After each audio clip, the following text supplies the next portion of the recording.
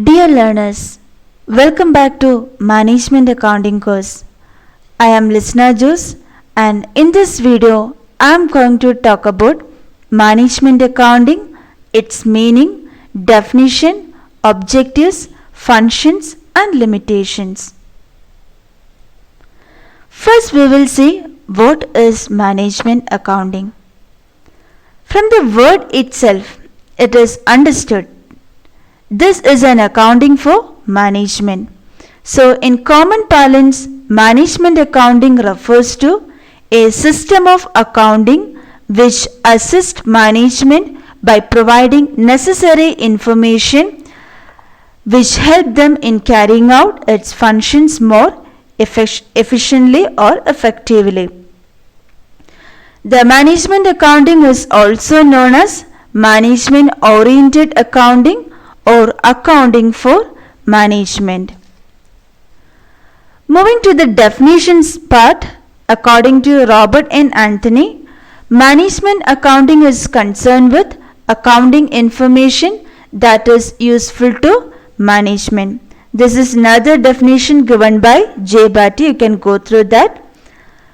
Now, we will see the nature or characteristics of management accounting. First one is forecasting. Management accounting is not confined only to the collection of historical data as in the case of financial accounting, but also it attempt in decision making for future.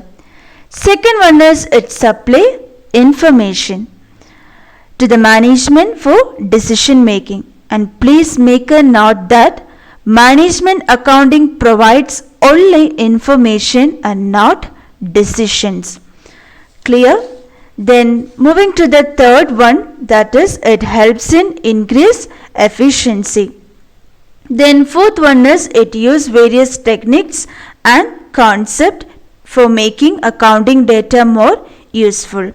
Then next one is that it attempt to examine the cause and effect of different variables. For instance, if there is a loss, the reasons for the loss are probed. Similarly, if there is profit, the factors directly influencing the profitability are also studied in management accounting. Next one is that it has no set of rules or format like double entry system of bookkeeping. Then seventh one is that it assists management for discharging its functions. And finally, it helps in achieving the objectives. Now we will have a discussion on the objectives or purpose of management accounting. The first one is that planning and policy formulation. As we all know, planning is one of the primary functions of management. It involves forecasting on the basis of available information or setting goals, framing policies, or determining the alternative course of action and deciding on the program of activities to be undertaken. So, management accounting can help you greatly in this process. Second one is that it helps in interpretation process. So, interpretation is one of the important concern of a business. So, it helps in the interpretation part. Third one is that it enables decision making. So, management accounting makes decision making process more modern and scientific by providing significant information relating to the various alternative terms. Then fourth one is that controlling. So, management accounting is a useful device of managerial controlling.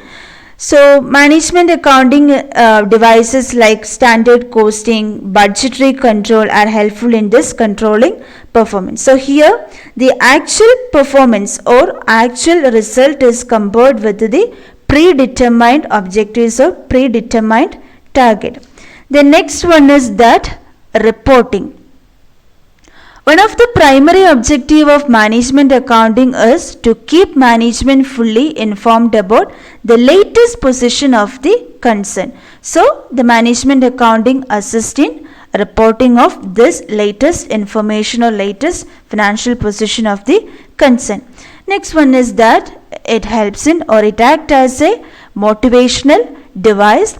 Then it helps in organizing, and also finally it helps in coordinating the operations of a business. Now we will see the various functions of management accounting. The first one is that modification of data. So management accounting modifies the available accounting data by rearranging them in such a way that it is more useful to the management. Then second one is that it helps in planning and forecasting based on the given information. Then third one is that it helps in financial analysis and interpretation part. Then fourth one is that the communication. So different levels of management need different type of information, right? Like if for example the top level management needs concise information at a relatively long interval, but in the case of middle management they need information regularly, and for the lower level management they are interested in detailed information at short interval. So management accounting establish communication within the organization. Then moving to the fifth one, that is it facilitate managerial control, that it is very useful in controlling the performance. Then sixth one is that it use qualitative informations also. So management accounting does not confine itself merely to financial data to assist the management in decision making process, but frequently it draws certain various information other than accounting for qualitative information which cannot be converted into monetary terms.